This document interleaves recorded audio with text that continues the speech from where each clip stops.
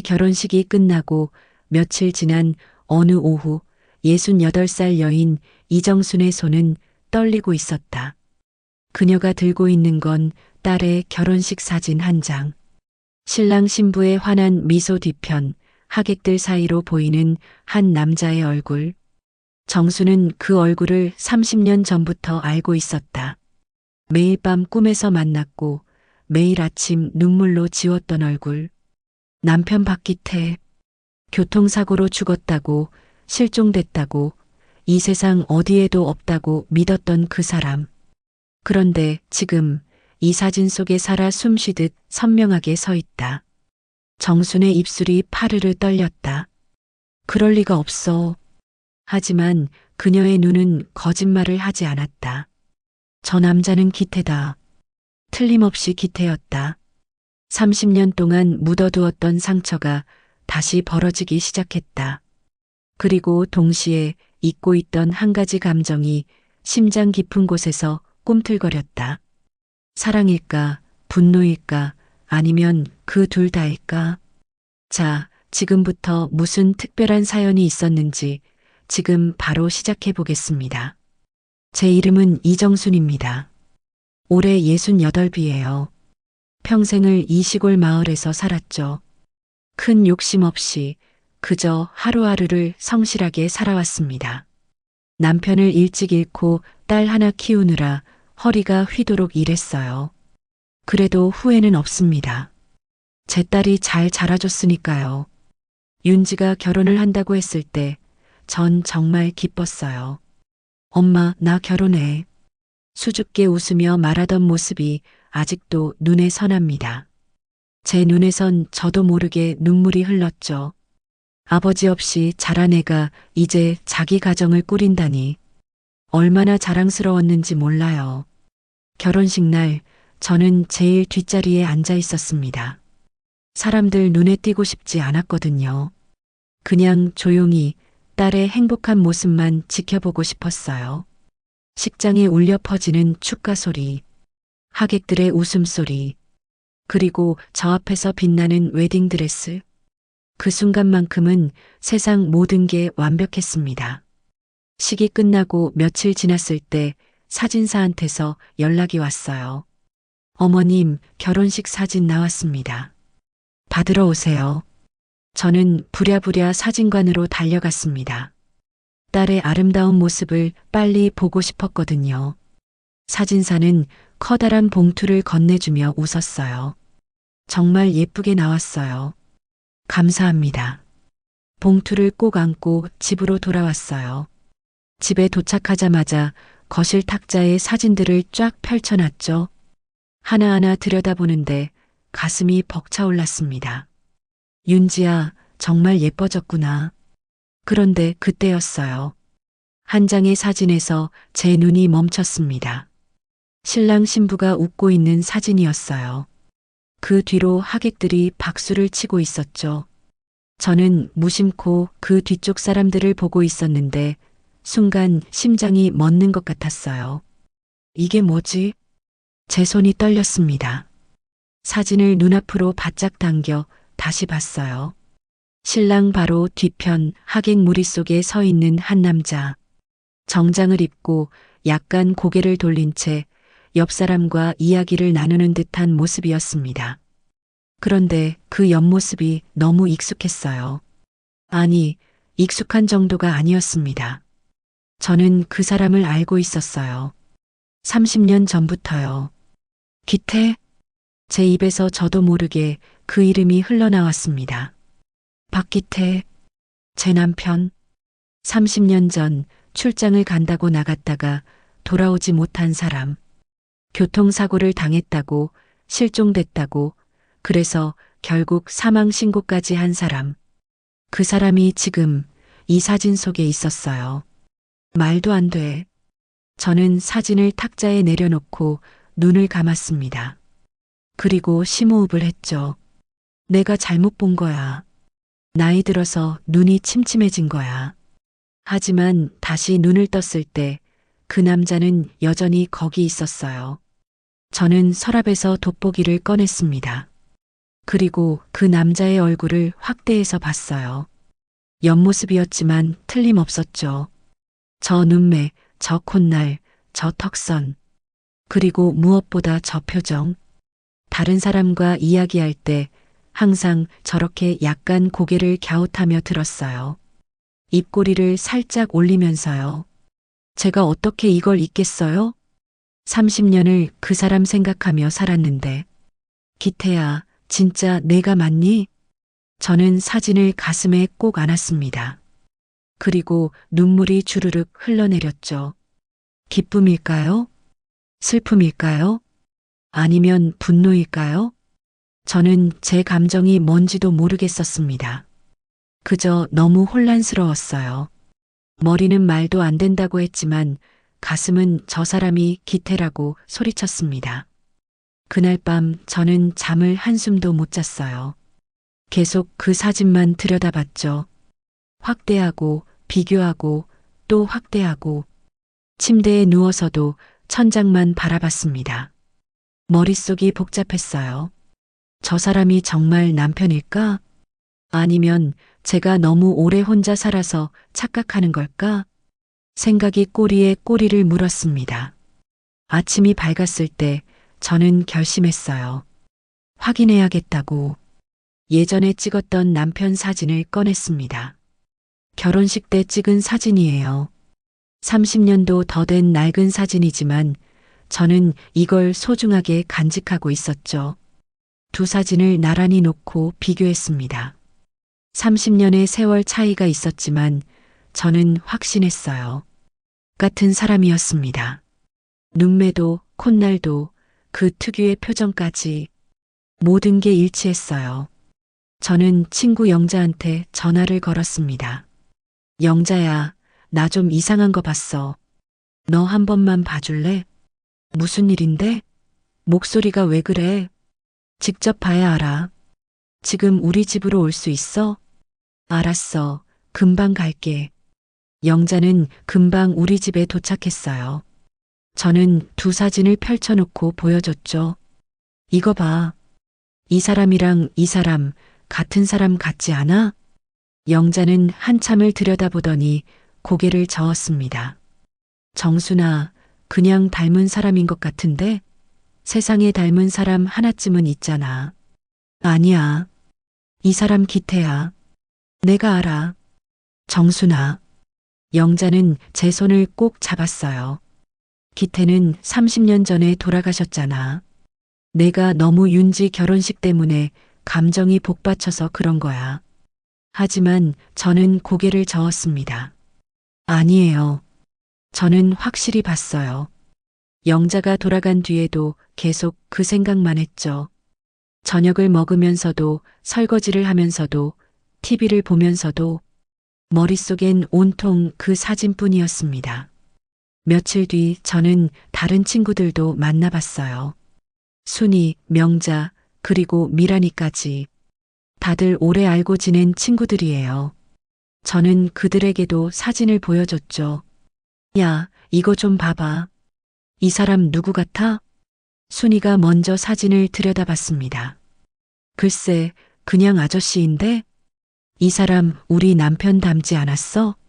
명자가 고개를 갸웃했어요. 닮긴 닮았는데 그냥 닮은 사람 아니야? 미란도 비슷한 반응이었죠. 정순아, 내가 너무 예민해진 것 같아. 다들 저를 걱정하는 눈빛으로 바라봤어요.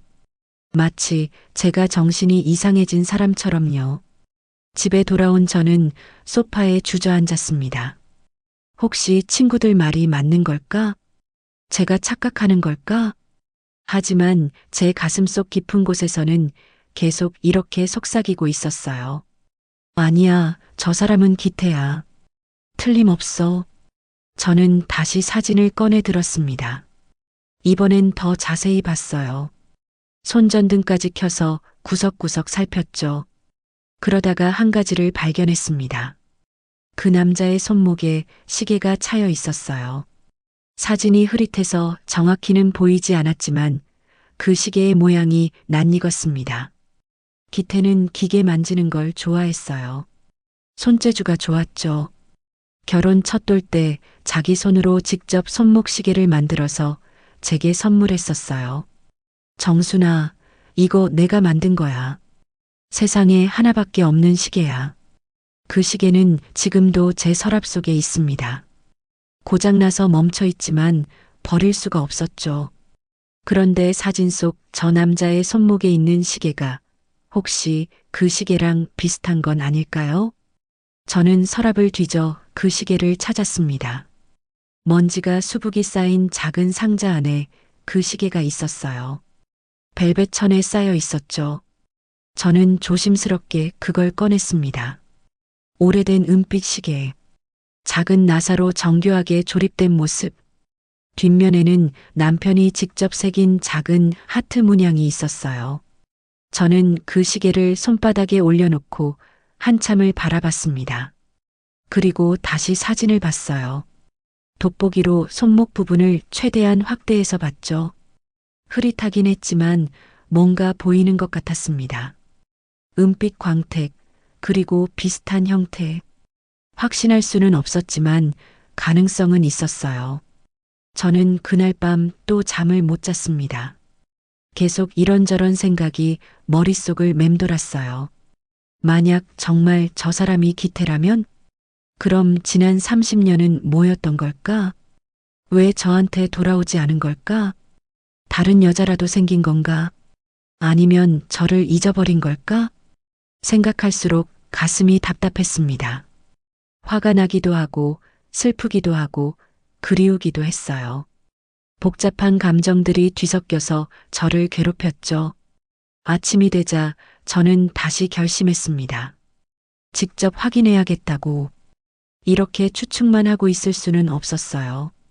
저는 딸한테 전화를 걸었습니다. 윤지야, 엄마야. 응, 엄마. 무슨 일이야? 엄마가 좀 물어볼 게 있는데. 뭔데? 결혼식 때 하객 명단 있지?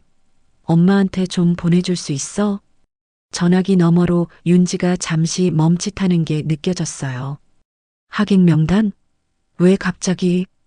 아니, 그냥 누가 왔는지 확인하고 싶어서. 엄마, 무슨 일 있어?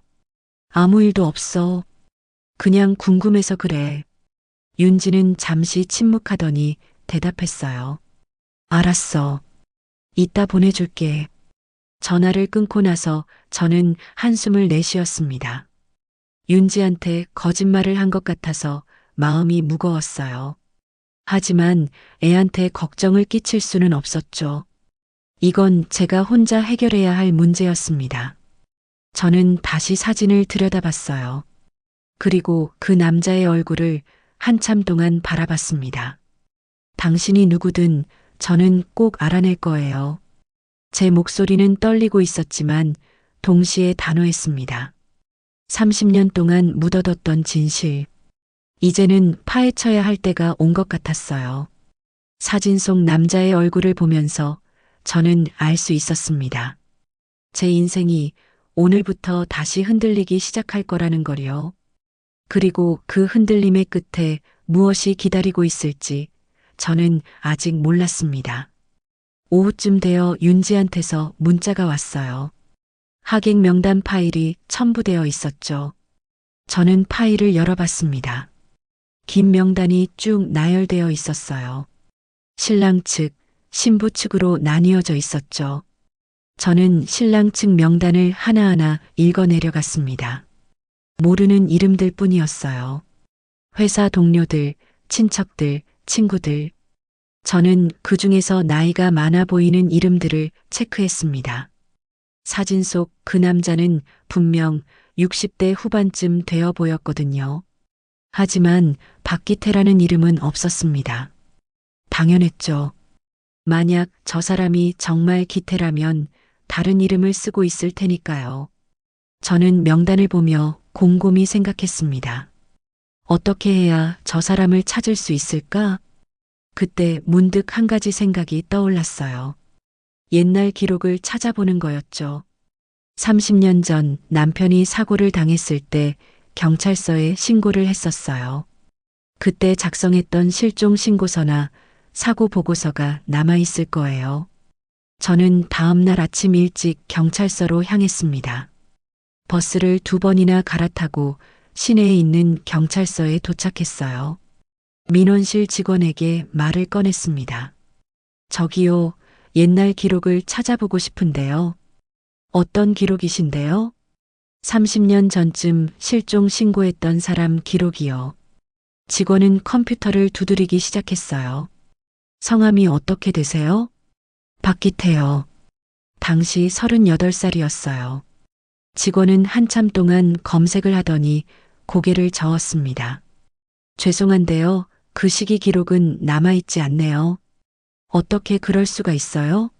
분명히 신고를 했는데 기록 보존 기간이 지나서 삭제됐을 겁니다. 저는 당황했어요. 그럼 다른 방법은 없나요? 글쎄요. 보험회사에 문의해 보시는 건 어떨까요? 사고 처리 기록이 남아있을 수도 있어요. 저는 경찰서를 나와 보험회사로 향했습니다. 남편이 가입했던 보험회사는 아직도 그 자리에 있었어요. 건물은 새로 지어졌지만 간판은 그대로였죠. 저는 보험회사 민원실로 들어갔습니다. 저기요, 오래된 보험 기록을 찾아보고 싶은데요. 젊은 직원이 저를 바라봤어요. 얼마나 오래된 건데요? 30년 전이요. 직원은 눈을 동그랗게 떴습니다. 30년 전이요? 그건 좀 어려울 것 같은데요. 그래도 한 번만 찾아봐 주세요, 제발요. 직원은 한숨을 쉬며 컴퓨터를 켰습니다. 이름이 어떻게 되세요? 박기태요. 직원은 검색을 했지만 역시 고개를 저었어요. 죄송합니다. 그 시기 기록은 시스템에 없네요. 어떻게 그럴 수가 있어요? 분명히 보험금 청구도 했었는데 오래된 기록은 전산화 과정에서 누락됐을 수도 있어요. 저는 힘이 빠졌습니다. 경찰서도 보험회사도 어디에도 기록이 없다니 이상했어요. 너무 이상했습니다. 30년 전 일이라고 해도 이렇게 흔적도 없이 사라질 수가 있을까요? 저는 보험회사를 나와 근처 벤치에 앉았습니다.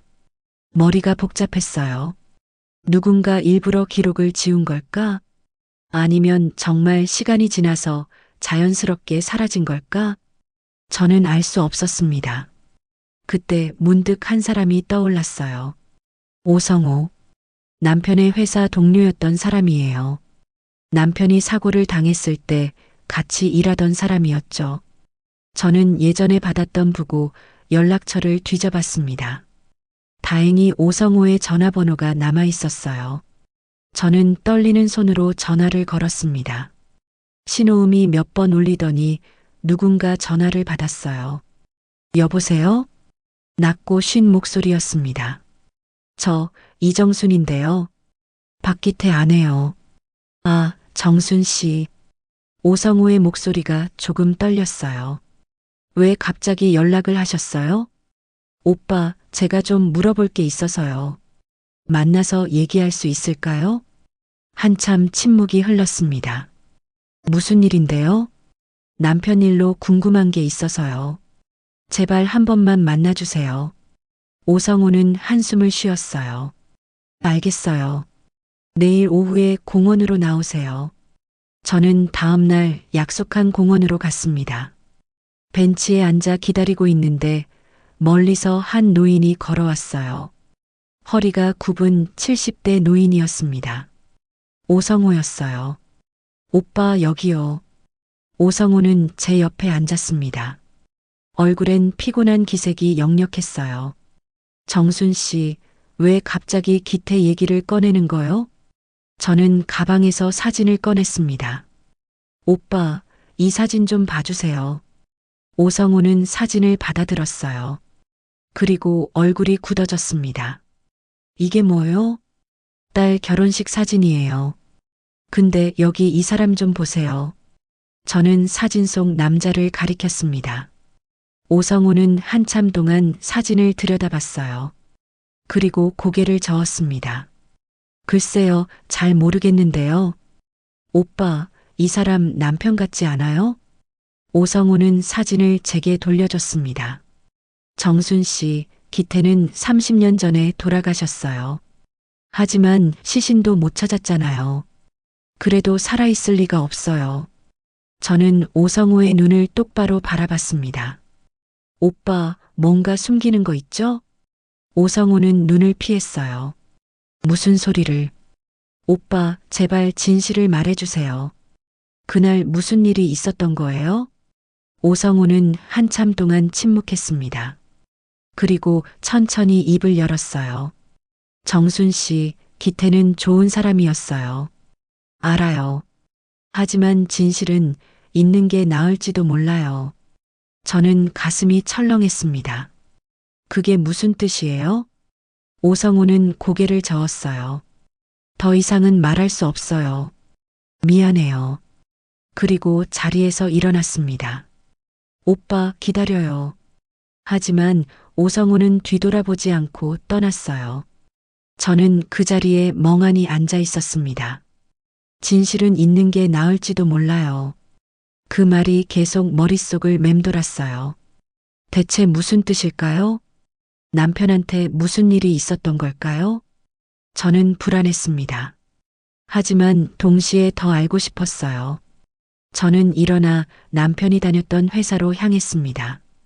건설회사였어요. 30년이 지났지만 회사는 아직도 그 자리에 있었습니다. 건물은 크게 바뀌었지만 간판은 여전했죠. 저는 회사 앞에서 망설였습니다. 들어가서 뭐라고 말해야 할까? 그때였어요. 회사 건물에서 한 남자가 나왔습니다. 정장을 입은 60대 후반의 남자였어요. 저는 그 남자를 보는 순간 숨이 멎었습니다. 사진 속 그 남자였어요. 똑같은 얼굴, 똑같은 체격, 똑같은 걸음걸이. 틀림없었습니다. 제 남편이었어요. 기태야. 저는 무의식 중에 그렇게 중얼거렸습니다. 남자는 제 쪽을 보지도 않고 주차장으로 걸어갔어요. 저는 얼어붙은 듯 그 자리에 서 있었습니다. 움직일 수가 없었어요. 머릿속이 하얘졌습니다. 정말이었어요. 사진 속 남자가 진짜였어요. 남편이 살아 있었습니다. 저는 그 남자를 쫓아가려고 했지만 다리에 힘이 들어가지 않았어요. 남자는 차에 타고 떠나버렸습니다. 저는 그 자리에 주저앉았어요. 눈물이 흘렀습니다. 기쁨도 슬픔도 분노도 아닌 그저 복잡한 감정이 북받쳐 올랐어요. 30년 동안 죽은 줄 알았던 사람이 살아 있었습니다. 그것도 제가 사는 곳에서 그리 멀지 않은 곳에서요. 저는 천천히 일어났습니다. 그리고 다짐했어요. 다시 여기 와야겠다고. 저 남자를 다시 만나야 한다고. 진실이 뭐든 저는 알아야 했습니다. 왜 돌아오지 않았는지, 왜 저와 윤지를 버렸는지, 왜 다른 이름으로 살고 있는지, 모든 걸 알아야 했어요. 저는 회사 건물을 한참 동안 바라봤습니다. 그리고 천천히 발걸음을 돌렸어요. 집으로 돌아가는 버스 안에서 저는 창밖을 바라봤습니다. 세상은 여전히 평화로웠어요. 사람들은 웃고 차들은 달리고 해는 지고 있었죠. 하지만 제 세상은 완전히 뒤집혀 있었습니다. 30년 동안 믿었던 모든 게 거짓이었어요. 남편은 죽지 않았습니다. 그저 저를 떠났을 뿐이에요. 저는 주먹을 꽉 쥐었습니다. 이제 시작이었어요. 진실을 향한 긴 여정이 이제 막 본격적으로 시작된 것입니다. 며칠 동안 저는 매일 그 회사 앞에 나갔습니다. 아침 일찍부터 저녁 늦게까지요. 그 남자가 언제 나타날지 몰랐거든요. 회사 앞길 건너편 작은 카페에 앉아서 기다렸어요. 커피를 시켜놓고 창밖만 바라봤죠. 사람들이 드나들었지만 그 남자는 보이지 않았습니다. 사흘째 되던 날이었어요. 오후 2시쯤 그 남자가 회사 건물에서 나왔습니다.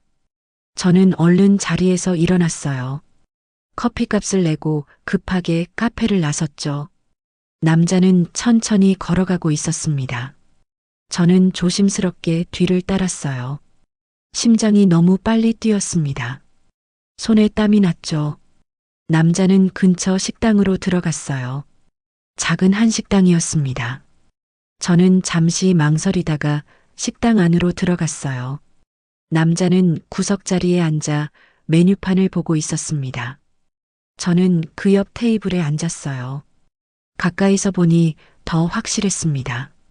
저 사람은 기태였어요. 세월이 흘러 주름이 생기고 머리가 희끗해졌지만 틀림없었어요. 남자는 주문을 하고 핸드폰을 보기 시작했습니다. 저는 그 모습을 멍하니 바라봤어요. 어떻게 말을 걸어야 할까? 뭐라고 해야 할까? 그때 남자가 고개를 들었습니다. 그리고 저와 눈이 마주쳤어요. 저는 숨이 멎었습니다. 그 눈빛, 따뜻하면서도 어딘가 슬픈 눈빛, 제가 그토록 그리워했던 눈빛이었어요. 남자는 잠깐 저를 보더니 다시 핸드폰을 봤습니다. 저를 알아보지 못한 거예요. 아무런 반응이 없었습니다. 제 가슴이 무너지는 것 같았어요. 어떻게 이럴 수가 있죠? 30년을 함께 산 아내를 어떻게 몰라볼 수가 있나요?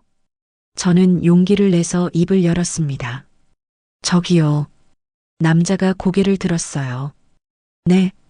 혹시 박기태 씨 아니세요? 남자는 고개를 갸웃했습니다. 아니요. 잘못 보신 것 같은데요. 아니에요. 분명히 당신이에요. 제가 알아요. 남자는 당황한 표정을 지었어요. 죄송한데 전 박기태가 아니라 윤도현이에요. 윤도현. 시어머니한테 들었던 그 이름이었습니다. 거짓말하지 마세요. 당신 박기태 맞잖아요. 제 목소리가 떨렸습니다. 남자는 난처한 표정을 지었어요. 어르신, 정말 잘못 보신 거예요. 전 윤도현입니다. 아니에요. 당신 목소리, 당신 눈빛, 당신 손 모양까지 다 알아요. 당신은 제 남편이에요. 남자는 자리에서 일어났습니다. 죄송합니다. 전 먼저 가보겠습니다. 기다려요. 저는 남자의 팔을 붙잡았어요. 남자는 깜짝 놀라며 저를 바라봤습니다. 그 눈엔 진심으로 당황한 기색이 역력했어요. 놓아주세요. 당신 정말 날 모르겠어요? 정순이에요. 당신 아내 이정순이에요. 남자는 고개를 저었습니다. 전 결혼한 적 없어요. 아니, 기억이 없어요. 뭐라고요? 저는 30년 전 사고를 당했어요. 그 이후로 기억이 없습니다. 저는 남자의 팔을 놓았어요. 기억이 없다고? 무슨 소리예요? 남자는 한숨을 쉬었습니다. 저는 30년 전 교통사고를 당했어요. 정신을 차렸을 땐 병원이었고 제가 누군지도 몰랐습니다. 그래서 새로운 이름으로 살게 된 거예요. 저는 믿을 수가 없었습니다. 그럼 정말로 날 모른다는 거예요? 남자는 미안한 표정을 지었어요. 죄송합니다. 정말 모르겠어요. 그 순간 저는 모든 힘이 빠지는 것 같았습니다. 다리에 힘이 풀려 주저앉을 뻔했죠. 남자가 황급히 저를 부축했어요. 괜찮으세요? 저는 남자의 손을 뿌리쳤습니다. 손 떼요. 남자는 물러섰어요. 저는 가방에서 오래된 사진을 꺼냈습니다. 우리 결혼식 사진이었어요. 이것 좀 봐요. 이 사람이 당신이에요.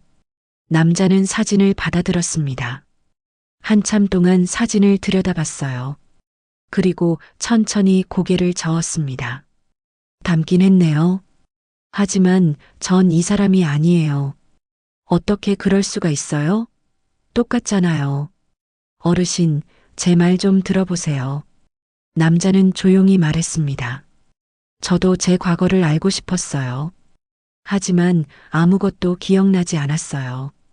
병원에서 깨어났을 때 전 빈 껍데기였습니다.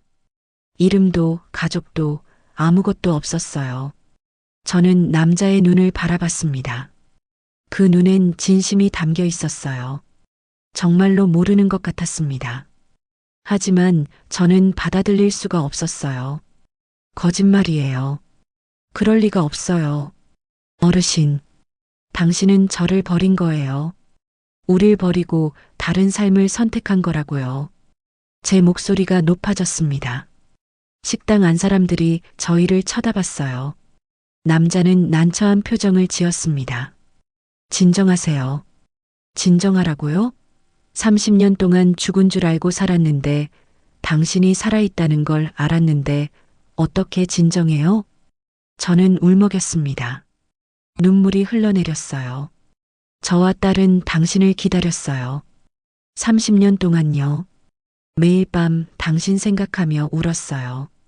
그런데 당신은 다른 이름으로 편하게 살고 있었던 거예요? 남자는 아무 말도 하지 못했습니다. 그저 미안한 표정으로 저를 바라볼 뿐이었어요. 저는 사진을 다시 가방에 넣었습니다. 그리고 남자를 똑바로 바라봤어요. 당신이 기억을 잃었든 안 잃었든 상관없어요. 당신은 제 남편이에요. 그리고 저는 포기하지 않을 거예요. 남자는 당황한 표정을 지었습니다. 어르신, 제발. 당신을 다시 찾을 거예요. 당신의 기억을 되찾게 할 거예요. 저는 자리에서 일어났습니다. 그리고 식당을 나왔어요. 밖은 쌀쌀했습니다. 바람이 불었죠. 하지만 저는 그 추위를 느끼지 못했어요. 머릿속이 복잡했거든요. 기억을 잃었다고? 정말일까요? 아니면 거짓말일까요?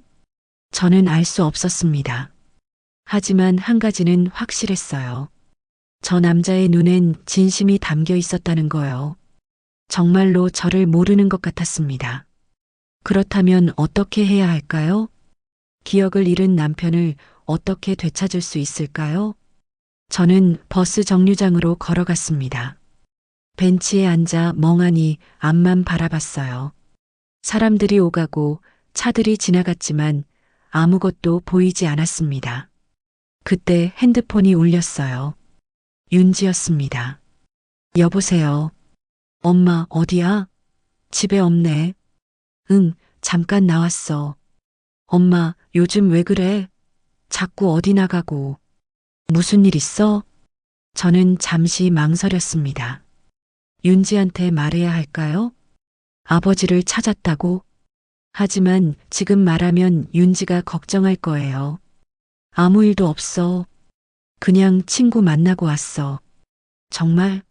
목소리가 이상한데. 괜찮아. 조금 피곤해서 그래. 알았어. 그럼 일찍 들어와. 밥 먹었어? 응, 먹었어. 전화를 끊고 나서 저는 한숨을 쉬었습니다. 윤지한테 거짓말을 또 한 거예요. 하지만 어쩔 수 없었습니다. 지금은 혼자 감당해야 할 때였어요. 저는 집으로 돌아왔습니다. 거실에 앉아 오래된 앨범을 꺼냈어요. 남편과 함께 찍은 사진들이 가득했죠. 결혼식 사진, 신혼여행 사진, 윤지를 안고 있는 사진. 하나하나 넘기며 봤습니다. 그때는 행복했어요. 가난했지만 사랑이 있었죠. 그런데 이제 그 사람은 저를 모른다고 했습니다. 기억을 잃었다고 했어요. 저는 믿을 수가 없었습니다. 기억을 잃었다고 해서 사랑도 잊을 수 있는 건가요? 30년을 함께 산 사람을 어떻게 완전히 잊을 수 있죠? 저는 앨범을 덮었습니다. 그리고 결심했어요. 기억을 되찾게 해주겠다고. 어떻게든 저 사람의 기억을 되살리겠다고. 저는 다시 그 사람을 만나야 했습니다. 자주 만나고 예전 이야기를 들려주고 우리의 추억을 상기시켜야 했어요. 그러다 보면 언젠가는 기억이 돌아올 거예요. 저는 그렇게 믿었습니다. 아니, 믿고 싶었어요. 그날 밤 저는 또 잠을 설쳤습니다. 머릿속엔 온통 그 사람 생각뿐이었어요. 윤도현이라는 이름, 기억상실, 새로운 삶, 모든 게 믿기지 않았습니다. 하지만 동시에 저는 알 수 있었어요. 제가 점점 이상해지고 있다는 걸요. 집착이 시작되고 있었습니다. 남편을 되찾아야 한다는 생각이 저를 지배하기 시작했어요. 다른 건 아무것도 보이지 않았습니다. 오직 그 사람만이 제 머릿속을 가득 채웠죠. 저는 이불을 뒤집었었습니다. 그리고 중얼거렸어요. 기억을 잃었든 말든 당신은 제 남편이에요. 그리고 저는 당신을 포기하지 않을 거예요. 절대로요. 며칠 뒤 저는 다시 그 회사 앞으로 갔습니다. 이번엔 다른 방법을 써야겠다고 생각했어요. 직접 부딪히는 건 소용이 없었으니까요. 저는 회사 건물 근처를 서성거렸습니다. 그 사람의 일상을 알아야 했어요. 어디서 살고 누구와 지내는지. 퇴근 시간쯤 되자 그 사람이 나왔습니다. 윤도현. 아니, 박기태. 제 남편이요. 저는 멀찍이 떨어져서 뒤를 따랐어요. 이번엔 들키지 않으려고 조심했죠. 남자는 차를 타고 떠났습니다. 저는 급하게 택시를 잡았어요. 저 차 따라가 주세요. 택시 기사가 의아한 표정을 지었지만 운전을 시작했습니다. 한참을 달렸어요. 시내를 벗어나 조용한 주택가로 들어갔죠. 남자의 차가 한 집 앞에 멈춰 섰습니다. 저는 택시를 멀리 세우고 내렸어요. 그리고 조심스럽게 그 집을 바라봤습니다. 깔끔한 2층 주택이었어요. 작은 정원도 있었죠. 남자는 차에서 내려 현관문을 열었습니다. 그때였어요. 집 안에서 한 여자가 나왔습니다. 60대 초반쯤 되어 보이는 여자였어요. 단정한 옷차림에 짧은 머리였죠. 여자는 남자를 반갑게 맞이했습니다. 남자도 미소를 지으며 집 안으로 들어갔어요. 저는 그 모습을 보며 가슴이 무너지는 것 같았습니다. 저 여자는 누구죠? 새로운 아내인가요? 저는 그 자리에 한참 동안 서 있었어요. 해가 지고 어두워졌지만 발이 떨어지지 않았습니다. 집 안에 불이 켜졌어요. 창문 너머로 두 사람의 그림자가 보였습니다. 함께 저녁을 먹는 것 같았어요. 저는 눈물이 났습니다. 제가 꿈꿔왔던 모습이었어요. 남편과 함께 저녁을 먹고 이야기를 나누고 평범한 하루를 보내는 것. 그런데 그 자리에 저는 없었습니다. 다른 여자가 있었어요. 저는 참을 수가 없었습니다. 집 앞으로 걸어갔어요. 그리고 초인종을 눌렀죠. 잠시 후 문이 열렸습니다. 아까 봤던 그 여자였어요. 누구세요? 여자가 물었습니다. 목소리는 차가웠어요. 저 윤도현 씨 계신가요? 남편이요? 무슨 일이세요? 남편. 그 단어가 제 귀에 박혔습니다.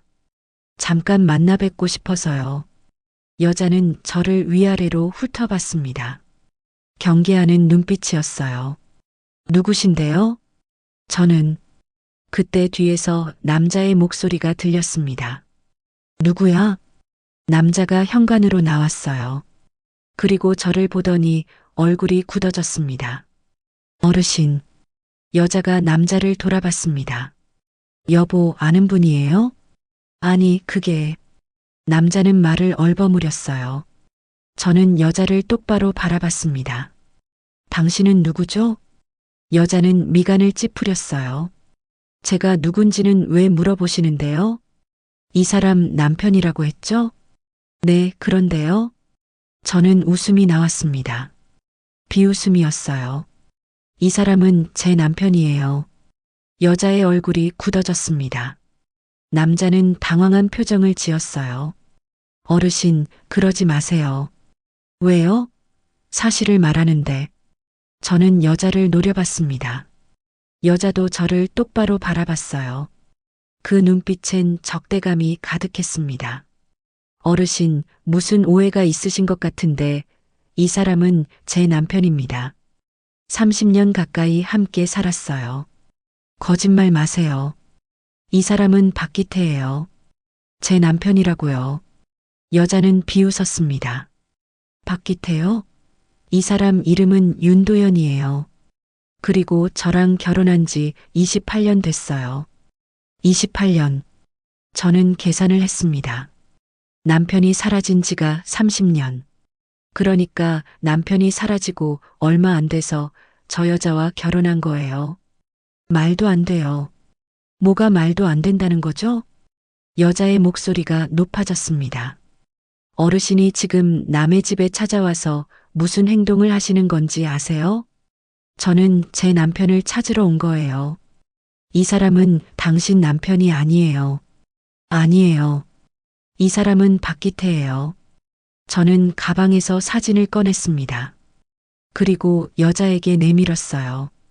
이것 좀 보세요. 이게 증거예요. 여자는 사진을 받아들었습니다. 잠깐 보더니 저에게 돌려줬어요. 닮은 사람이네요. 그게 다예요. 닮은 게 아니에요. 똑같잖아요. 어르신. 여자는 차갑게 말했습니다. 이 사람은 이제 제 남편이에요. 당신의 추억 따위로 흔들리지 않아요. 추억 따위. 그 말이 제 가슴을 후볐습니다. 당신이 뭔데 그런 말을 해요? 저는 이 사람의 아내예요. 30년 가까이 곁을 지켜온 사람이에요. 거짓말이에요. 이 사람은 기억을 잃었어요. 당신이 그걸 이용한 거죠. 여자의 눈빛이 변했습니다. 차갑고 날카로웠어요. 어르신, 지금 무슨 말씀을 하시는 건가요? 당신이 이 사람의 과거를 숨긴 거예요. 그래서 당신 남편으로 만든 거라고요. 여자는 비웃었습니다. 증거라도 있으세요? 저는 말문이 막혔습니다. 증거는 없었어요. 그저 직감일 뿐이었죠. 하지만 확신했습니다. 저 여자는 뭔가 숨기고 있어요. 어르신. 여자가 다가왔습니다. 그리고 낮은 목소리로 속삭였어요. 다신 오지 마세요. 안 그러면 경찰에 신고할 거예요. 저는 여자의 눈을 똑바로 바라봤습니다. 그 눈엔 두려움 같은 게 섞여 있었어요. 뭔가 숨기고 있는 게 분명했습니다. 당신이 뭘 숨기고 있든 저는 알아낼 거예요. 마음대로 하세요. 하지만 이 집엔 다신 오지 마세요. 여자는 문을 닫으려고 했습니다. 저는 문을 붙잡았어요. 기태야. 남자를 불렀습니다. 남자는 난처한 표정으로 서 있었어요. 정말 아무것도 기억 안 나요? 우리 딸 윤지도요? 같이 살았던 집도요? 우리가 함께 걸었던 공원도요? 남자는 고개를 저었습니다. 죄송합니다. 정말 모르겠어요. 그 말에 제 마지막 희망이 무너졌습니다. 여자가 문을 확 닫았어요. 저는 닫힌 문 앞에 멍하니 서 있었습니다. 안에서 두 사람의 목소리가 들렸어요. 여자가 뭐라고 따지는 것 같았습니다. 남자는 조용히 대답했어요. 저는 천천히 돌아섰습니다. 그리고 걸어갔어요. 다리에 힘이 없었습니다. 버스 정류장까지 가는 게 힘들었어요. 벤치에 앉아 하늘을 올려다봤습니다. 별이 보였어요. 예전에 남편과 함께 별을 본 적이 있었죠. 정순아, 저기 저 별 보여? 저게 북극성이야. 와, 진짜 밝네. 저 별은 항상 같은 자리에 있어. 길을 잃었을 때 저 별을 보면 방향을 찾을 수 있어.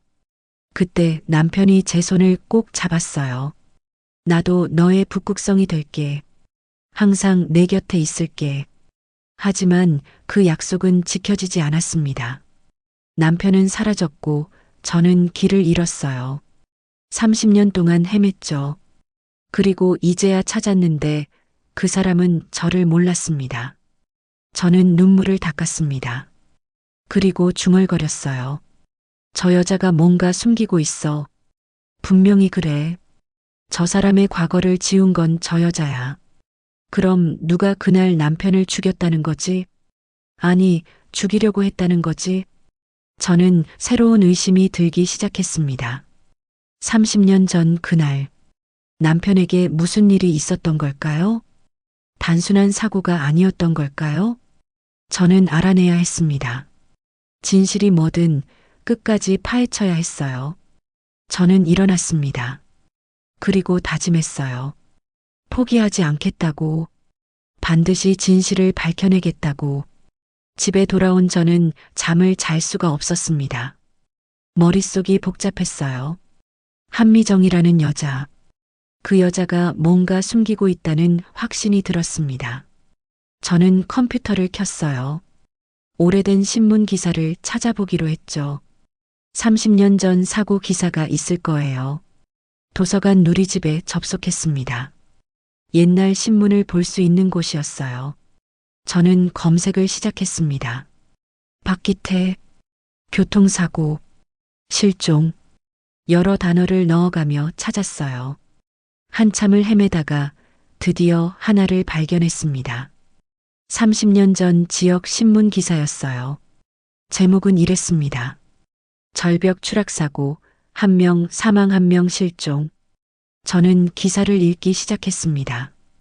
어제 오후 3시경 국도에서 승용차 한 대가 절벽 아래로 추락하는 사고가 발생했다. 차량에는 2명이 타고 있었던 것으로 추정되며 현장에서 여성 1명이 숨진 채 발견됐다. 운전자로 보이는 남성은 실종 상태다. 경찰은 사고 원인을 조사 중이다. 저는 숨이 막혔습니다. 2명이 타고 있었다고? 여성 1명이 숨졌다고? 남편 혼자 차를 몰고 갔다고 알고 있었는데 같이 탄 사람이 있었던 거예요. 그것도 여자요. 저는 더 찾아봤습니다. 며칠 뒤 기사를 발견했어요. 추락사고 사망자 신원 확인, 회사 직원으로 밝혀져. 절벽 추락사고로 숨진 여성의 신원이 확인됐다. 사망자는 모 건설회사 격리 직원 한미정 씨로 밝혀졌다. 경찰은 실종된 남성 박기태 씨의 행방을 계속 찾고 있다. 한미정. 그 이름을 보는 순간 저는 온몸에 소름이 돋았습니다. 아까 그 여자, 남편 곁에 있던 그 여자의 이름이 한미정이었어요. 그런데 기사에는 그 여자가 죽었다고 나와 있었습니다. 어떻게 된 거죠? 죽은 사람이 어떻게 살아 있어요? 저는 더 기사를 뒤졌습니다. 그러다가 또 하나를 발견했어요. 사고 생존자 발견, 기억상실 상태. 30년 전 절벽 추락 사고의 실종자로 추정되는 남성이 병원에서 발견됐다. 남성은 심각한 부상을 입은 채 발견됐으며 기억을 잃은 상태다. 신원 확인이 어려워 경찰이 조사 중이다. 저는 기사를 읽고 또 읽었습니다. 그리고 이해했어요. 남편은 사고 후 기억을 잃었고 신원 확인이 안 됐던 거예요. 그런데 한미정은 어떻게 된 거죠? 기사에는 분명히 죽었다고 나와 있었는데요. 저는 더 생각했습니다. 그리고 하나의 가능성이 떠올랐어요. 만약 죽은 사람이 다른 사람이었다면? 만약 한미정이 다른 사람의 신분을 훔친 거라면? 아니면 기사가 잘못된 거라면? 저는 확인해야 했습니다. 다음 날 아침 저는 시청으로 갔어요. 주민등록과를 찾았습니다. 직원에게 조심스럽게 물었어요. 저기요, 사망자 기록을 확인할 수 있나요? 무슨 용건이신데요? 제 친구가 30년 전에 죽었는데 확인하고 싶어서요. 직원은 고개를 끄덕였습니다. 이름이 어떻게 되세요? 한미정이요. 직원은 컴퓨터를 두드렸어요. 한참을 기다린 후 대답했습니다. 한미정 씨 맞으시죠? 사망 기록이 있네요. 제 예상이 맞았습니다. 언제 돌아가신 걸로 나와 있나요? 30년 전이네요. 교통사고로요. 그럼 지금 살아있는 한미정은 누구죠? 직원이 의아한 표정을 지었어요. 무슨 말씀이세요?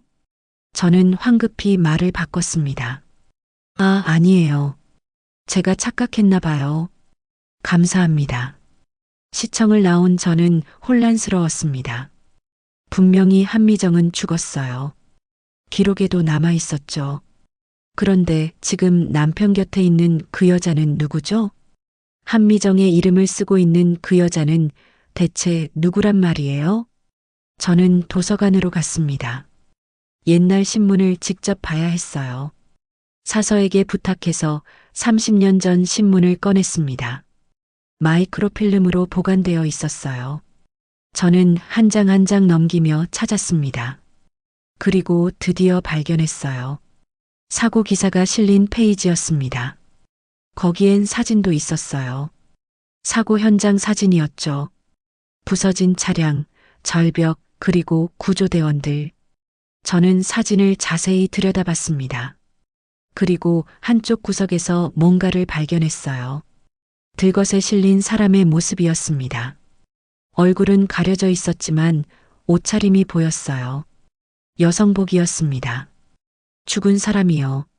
저는 다른 기사도 찾아봤습니다. 그러다가 장례식 기사를 발견했어요. 작은 기사였습니다.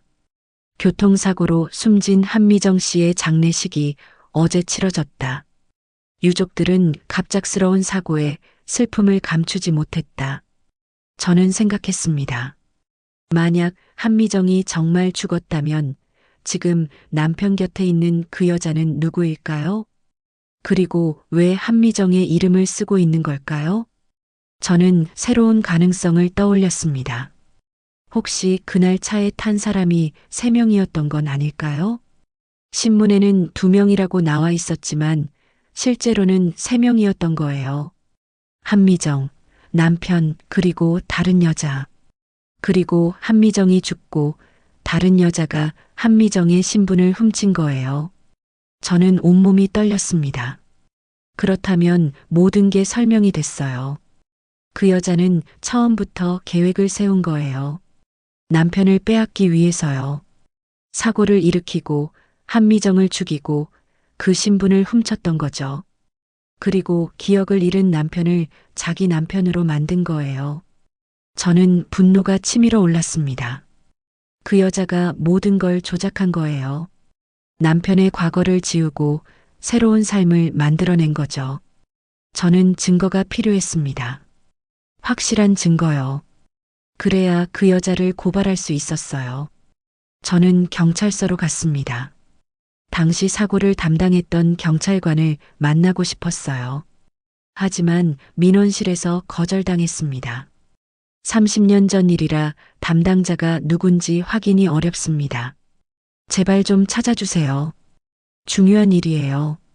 죄송합니다. 저희도 어쩔 수 없어요. 저는 포기하지 않았습니다. 경찰서 근처에서 오래된 경찰관들을 찾아다녔어요. 퇴직한 경찰관들이 모이는 곳도 갔죠. 그리고 마침내 한 사람을 만났습니다. 70대 노인이었어요. 저기요, 혹시 30년 전에 경찰관이셨나요? 네, 그랬는데요. 절벽 추락사고 기억나세요?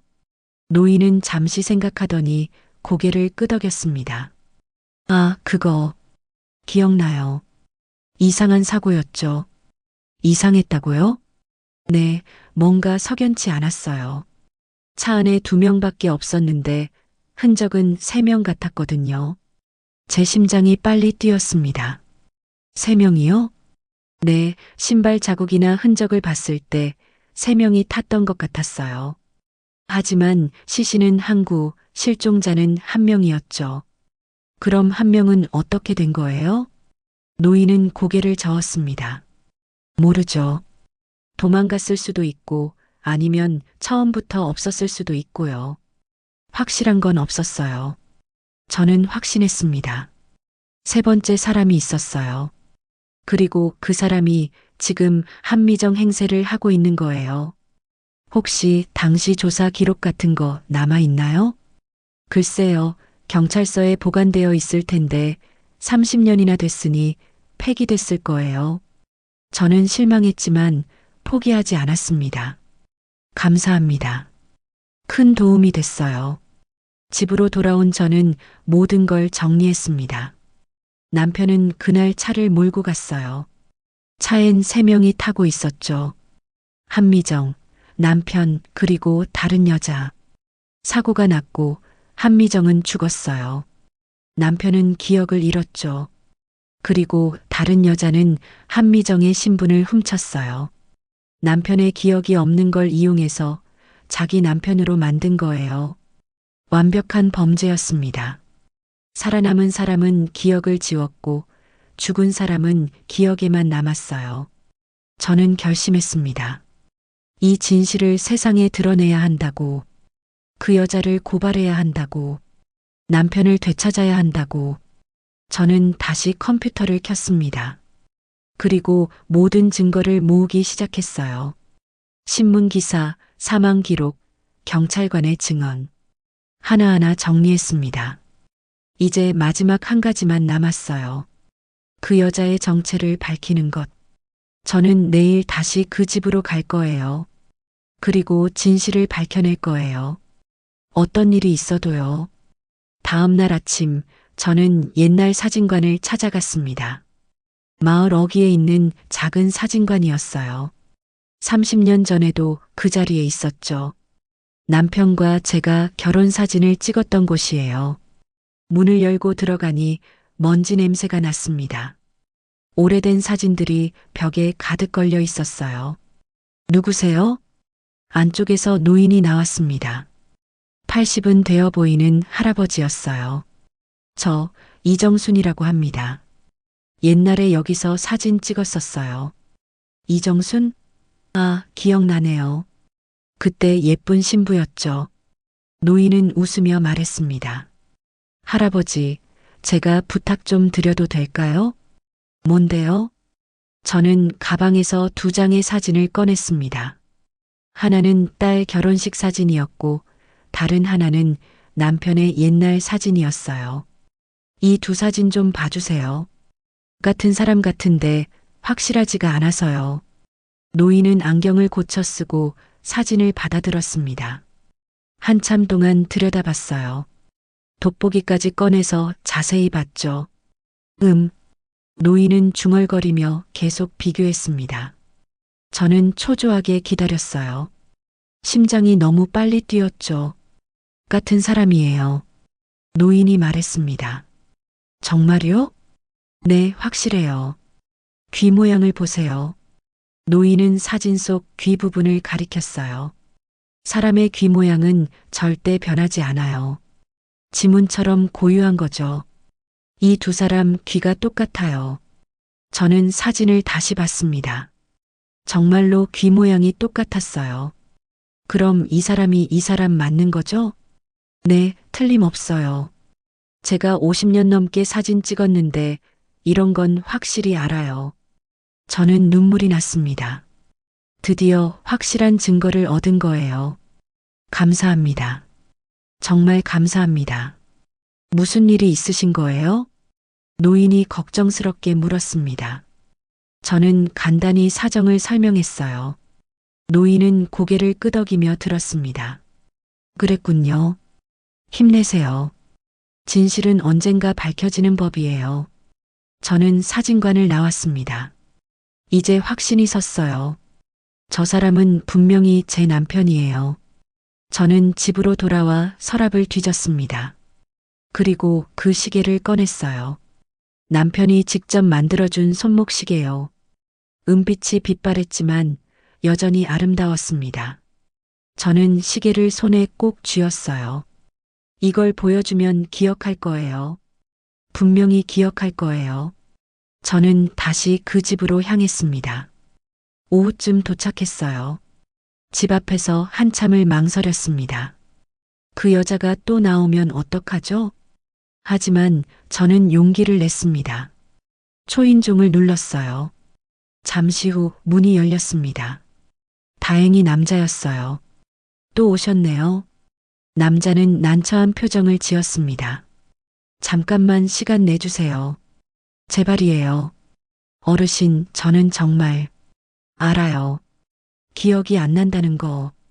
그래도 이것 좀 봐주세요. 저는 손목시계를 꺼냈습니다. 남자는 그 시계를 보더니 얼어붙었어요. 이게 기억나요? 남자는 시계를 뚫어지게 바라봤습니다. 손이 미세하게 떨렸어요. 당신이 만든 거예요. 결혼 첫 돌 때 저한테 선물한 시계예요. 남자는 천천히 손을 뻗었습니다. 시계를 만지려고 했어요.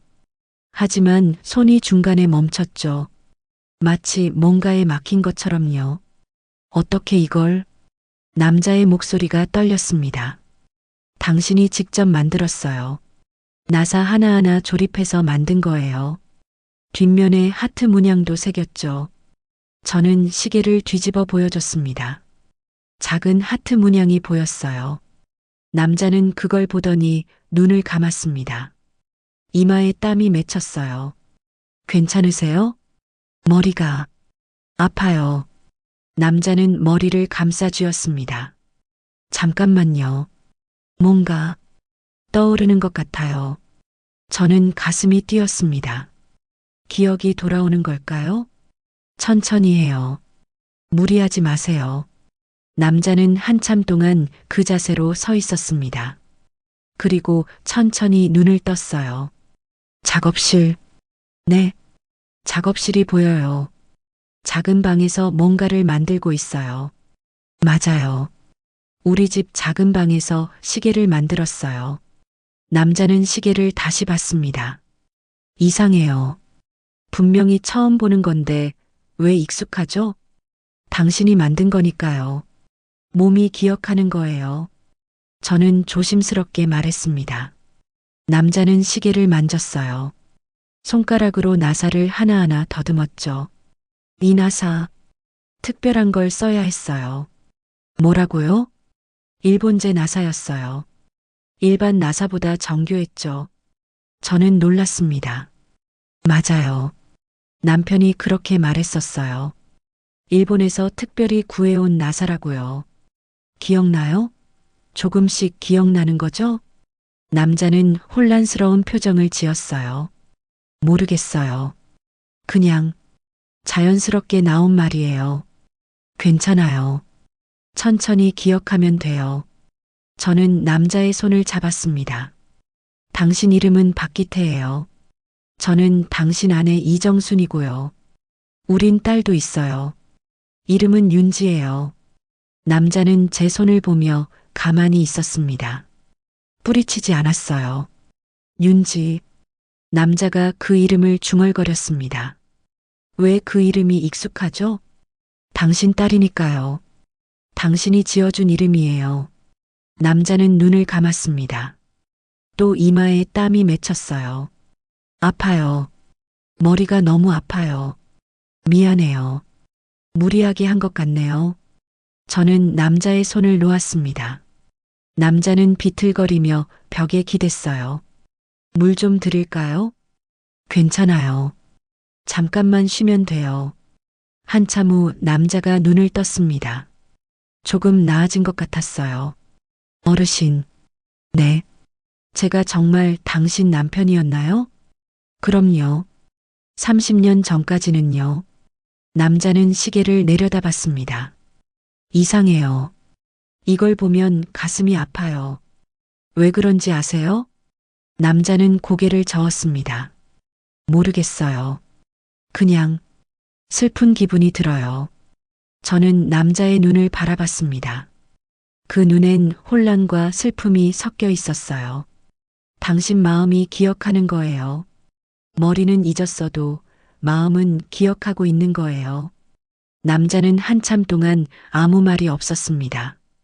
그저 시계만 바라봤죠. 이거 가져가세요. 남자가 시계를 돌려줬습니다. 왜요? 저는 기억이 없어요. 그리고 지금 다른 가족이 있어요. 하지만 어르신, 제발 이해해 주세요. 남자의 목소리는 간절했습니다. 저는 시계를 받았어요. 가슴이 무너지는 것 같았습니다. 알겠어요. 오늘은 이만 가겠어요.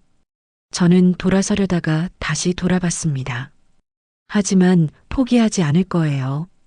당신이 기억할 때까지 저는 계속 올 거예요. 남자는 아무 말도 하지 않았습니다. 저는 그 집을 나왔어요. 발걸음이 무거웠습니다.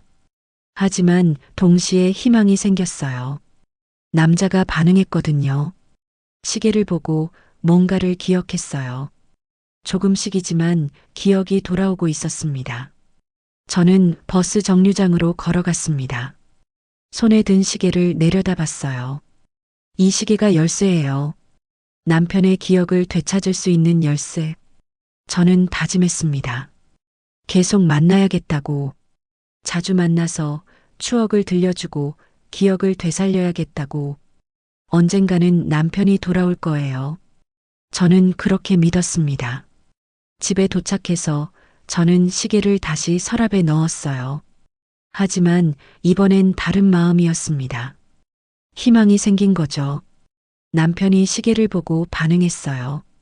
머리가 아프다고, 뭔가 떠오른다고 했어요. 그건 기억이 살아나고 있다는 증거였습니다. 저는 일기장을 꺼냈습니다. 그리고 적기 시작했어요.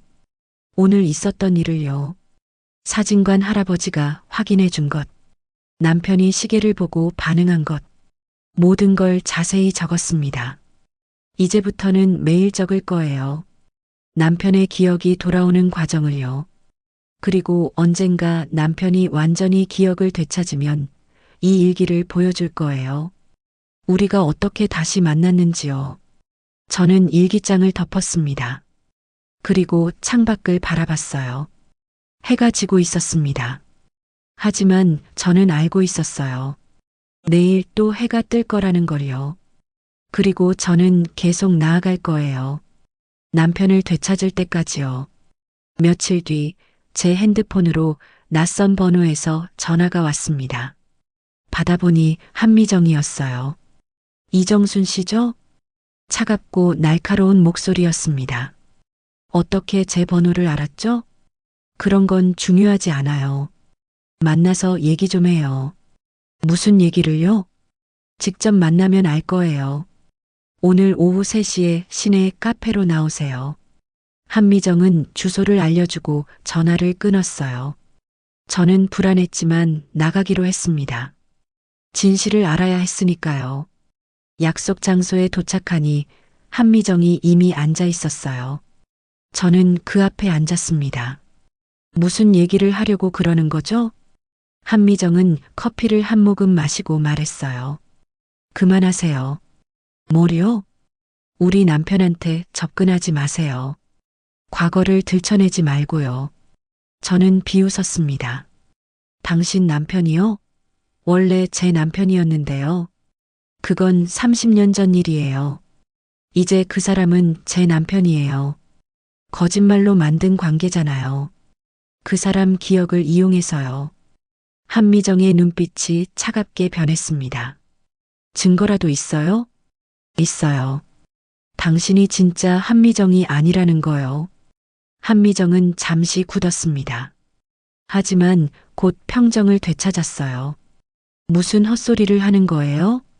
진짜 한미정은 30년 전에 죽었어요. 사고로요. 그런데 당신은 지금 살아있죠. 이상하지 않나요? 한미정은 차를 마셨습니다. 손이 약간 떨렸어요. 기록이 잘못된 거겠죠. 아니에요. 당신이 다른 사람 신분을 훔친 거예요. 한미정은 저를 똑바로 바라봤습니다. 이정순 씨, 당신이 계속 이러면 후회할 거예요. 협박하는 거예요? 협박이 아니라 충고예요. 딸 생각은 안 해요? 제 심장이 철렁했습니다. 딸이 무슨 상관이에요? 윤지 씨 시댁, 잘 나가는 회사죠. 그런데 그 회사에 비자금 문제가 있다는 거 아세요? 저는 숨이 막혔습니다. 무슨 소리예요? 우리 남편이 그 회사 기술 고문이잖아요. 회사 내부 사정을 잘 알죠. 만약 제가 그 비자금 문제를 세상에 알리면 어떻게 될까요? 저는 주먹을 꽉 쥐었습니다. 딸의 시댁이 망하면 윤지 씨 결혼 생활도 힘들어질 거예요. 그래도 괜찮으세요? 한미정은 웃었습니다. 악마 같은 미소였어요. 그만하세요. 아니면 당신 딸 인생을 망칠 거예요. 저는 떨렸습니다. 화가 났지만 동시에 두려웠어요. 딸의 행복이 걸린 문제였으니까요. 어떻게 이럴 수가 있어요? 세상은 원래 그런 거예요. 강한 사람이 이기는 거죠. 한미정은 자리에서 일어났습니다. 잘 생각해 보세요. 딸을 위해서라도요. 그리고 떠났어요. 저는 그 자리에 한참 동안 앉아 있었습니다. 머리가 복잡했어요. 진실을 밝혀야 할까요? 아니면 딸을 위해 포기해야 할까요? 저는 고민했습니다. 밤새도록 잠을 이루지 못했어요. 그리고 아침이 되자 결심했습니다. 진실을 택하기로요. 딸에게 미안하지만 이대로 묻을 수는 없었어요. 남편이 누군지도 모르게 둘 순 없었습니다.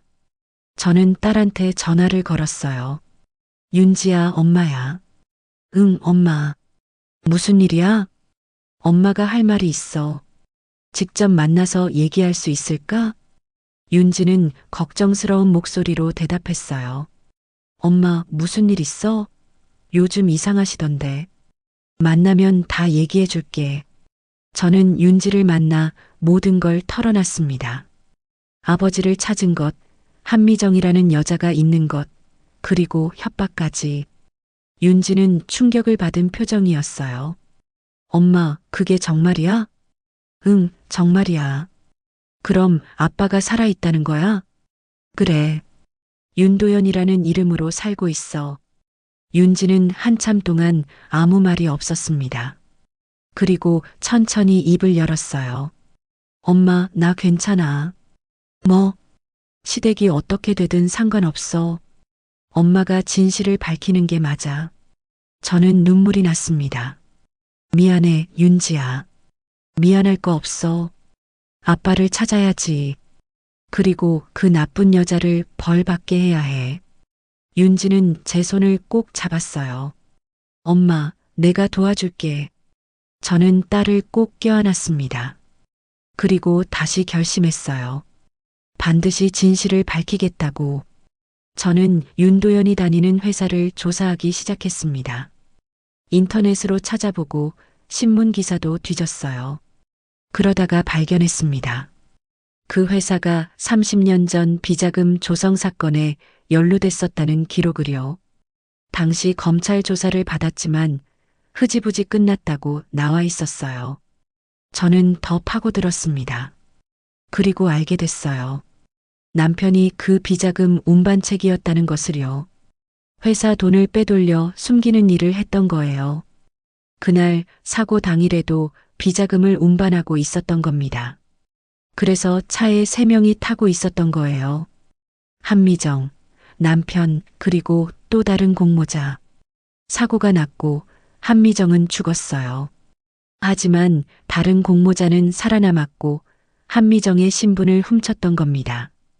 그리고 기억을 잃은 남편을 이용해서 모든 걸 숨긴 거예요. 저는 모든 증거를 모았습니다.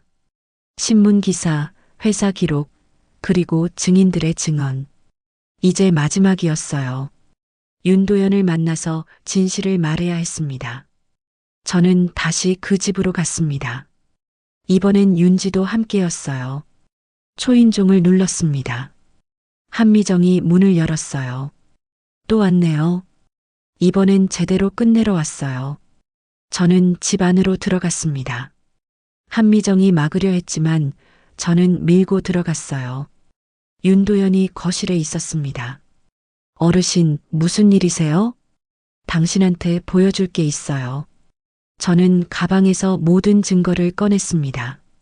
신문 기사, 사진, 기록들. 당신은 박기태예요. 30년 전 이 회사에서 비자금 운반책으로 일했어요. 윤도현은 자료를 받아들었습니다. 그날 사고가 났고 당신은 기억을 잃었어요. 그리고 이 여자가, 저는 한미정을 가리켰습니다. 이 여자가 진짜 한미정의 신분을 훔쳐서 당신 곁에 있는 거예요. 윤도현은 얼굴이 창백해졌습니다. 무슨 소리예요? 진짜 한미정은 그날 사고로 죽었어요. 하지만 이 여자는 살아남았죠. 그리고 한미정 행세를 하면서 당신을 자기 남편으로 만든 거예요. 한미정이 소리쳤어요. 말도 안 돼요. 헛소리 마세요. 헛소리가 아니에요. 여기 증거가 다 있어요. 저는 사망 기록을 보여줬습니다. 한미정은 30년 전에 죽었어요. 공식 기록에도 나와 있어요. 윤도현은 한미정을 돌아봤습니다. 당신, 이게 사실이에요? 한미정은 입술을 깨물었어요. 여보, 설명할게요. 오해예요. 오해가 아니에요. 저는 계속 말했습니다. 당신은 그날 차 안에서 이 여자와 함께 비자금을 운반하고 있었어요. 그리고 사고가 났죠. 진짜 한미정이 죽고 이 여자는 그 신분을 훔친 거예요. 윤도현은 머리를 감싸쥐었습니다. 아, 머리가. 갑자기 그가 쓰러졌어요. 여보, 한미정이 달려갔습니다. 저도 다가갔어요. 윤도현은 바닥에 쓰러져 경련을 일으켰습니다. 구급차 불러요. 윤지가 재빨리 전화를 걸었어요. 구급차가 도착할 때까지 저는 윤도현을 지켜봤습니다. 그의 입에서 중얼거림이 흘러나왔어요. 정순아, 미안해. 윤지야. 제 가슴이 뛰었습니다. 기억이 돌아오고 있었어요. 구급차가 그를 실어갔고 저희도 따라갔습니다. 병원 응급실에서 한참을 기다렸어요. 의사가 나왔습니다. 보호자분이세요? 한미정이 대답했어요. 네, 제가 아내예요. 환자분이 뇌출혈 증세가 있습니다. 당장은 위험하지 않지만 정밀 검사가 필요해요. 저는 가슴이 철렁했습니다. 한참 후 윤도현이 깨어났어요. 저는 병실로 들어갔습니다. 윤도현은 천장을 바라보고 있었어요. 정순이, 그가 제 이름을 불렀습니다. 저는 눈물이 났어요. 기억나요? 윤도현은 고개를 끄덕였습니다. 다 기억나요. 모든 게. 그는 눈물을 흘렸어요. 미안해요. 당신과 윤지한테 너무 미안해요. 괜찮아요. 이제 돌아온 게 중요해요. 윤도현은 제 손을 잡았습니다. 그날 차 안에서 사고가 났어요. 한미정이랑 또 다른 여자랑 함께 있었죠. 알아요. 다 알아요. 진짜 한미정은 죽었어요. 하지만 다른 여자가 살아남았어요. 그 여자가 한미정 행세를 한 거예요. 그 여자 이름이 뭐예요? 강은주예요. 회사 비서였어요. 저는 드디어 진실을 알게 됐습니다. 강은주가 한미정으로 둔갑해서 살아온 거예요. 그 여자가 당신 기억을 이용한 거죠? 네. 제가 기억을 잃자 자기가 제 아내라고 속인 거예요. 윤도현은 괴로워했습니다. 30년 동안 거짓말 속에서 산 거예요. 저는 그의 손을 꼭 잡았습니다. 이제 괜찮아요. 진실이 밝혀졌으니까요. 그날 저는 경찰에 신고했습니다. 강은주를 신분 도용과 사기 혐의로 고발했어요. 경찰이 조사에 나섰고 증거들이 속속 드러났습니다. 강은주는 결국 체포됐어요. 재판에서 모든 진실이 밝혀졌습니다. 하지만 윤도현의 상태는 좋지 않았어요. 뇌출혈 후유증으로 시한부 판정을 받았습니다. 많아야 몇 달이라고 했어요. 저는 그 시간 동안 남편 곁을 지켰습니다. 병실에서, 집에서, 우리가 함께했던 장소에서 30년 만에 되찾은 시간이었어요. 정순아, 응, 정말 미안해. 미안하긴. 당신 잘못이 아니잖아. 윤도현은 미소 지었습니다. 윤지는 잘 컸더라. 당신 딸이니까. 고생 많았어. 이제 그런 얘기 하지 마. 저는 남편의 손을 잡았어요. 마지막 날이 다가왔습니다. 윤도현은 병실 침대에 누워 있었어요. 저와 윤지가 곁에 있었죠. 정순아, 내가 편지를 썼어. 편지? 서랍에 있어. 나중에 읽어봐. 무슨 내용인데? 읽어보면 알아. 윤도현은 눈을 감았습니다. 그리고 조용히 숨을 거뒀어요. 저는 울지 않았습니다. 슬픔보다는 안도감이 컸어요. 남편을 제대로 보내드릴 수 있어서요. 장례를 치른 후 저는 편지를 읽었습니다. 정순에게 30년 동안 날 기다려줘서 고마워. 비록 기억은 잃었지만 내 마음 한구석엔 항상 내가 있었어. 그래서 그렇게 가슴이 아팠나 봐. 윤지도 잘 키워줘서 고마워. 우리 딸 정말 예쁘게 컸더라. 내가 옆에 없어도 너는 잘 살 거야. 항상 강했으니까. 사랑해, 정순아. 평생 사랑했어. 기태가. 저는 편지를 가슴에 안았습니다. 그리고 조용히 울었어요. 윤지의 회사 창립 기념일이었습니다. 딸이 새로 일하게 된 회사였어요. 저도 초대를 받아갔죠. 행사장에서 사진을 찍었습니다. 며칠 후 인화된 사진을 받았어요. 하나하나 넘기다가 한 장에서 멈췄습니다. 배경 유리창에 비친 모습이 있었어요. 희미하지만 보였습니다. 남편의 미소가요. 저는 그 사진을 오래 바라봤습니다. 환상일까요? 진짜일까요? 저는 몰랐어요. 하지만 괜찮았습니다. 남편은 이제 자유로웠으니까요. 저도 자유로웠어요. 더 이상 과거에 묶여 있지 않았습니다. 저는 사진을 앨범에 넣었어요. 그리고 속삭였습니다. 이제야 진짜로 보내줄게. 고마웠어, 여보. 사랑했어. 저는 창밖을 바라봤습니다. 해가 지고 있었어요. 하지만 내일 또 해가 뜰 겁니다. 그리고 저는 계속 살아갈 거예요. 남편의 기억을 가슴에 품고요. 기억은 사라져도 사랑은 남는다고 했죠. 저는 이제 알았습니다. 그 말이 무슨 뜻인지요.